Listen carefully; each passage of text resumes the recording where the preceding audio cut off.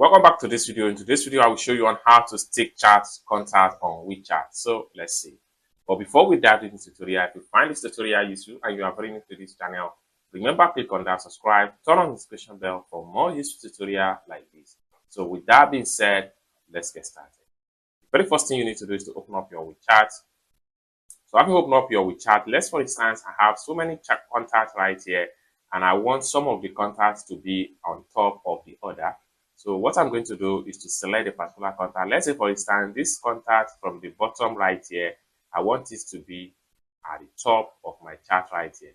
So what I need to do is to simply select the contact. Then after select the contact, next thing you can do is to simply click on here. And this is going to pump up. Next thing you can do here is to simply turn this particular button on. And by the time you go back to your chat, then by the time I refresh and go back to my WeChat, then you see it from the top right here.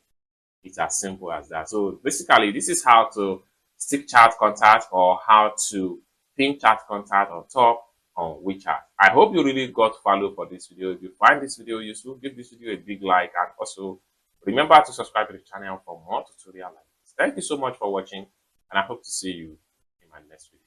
Bye for now.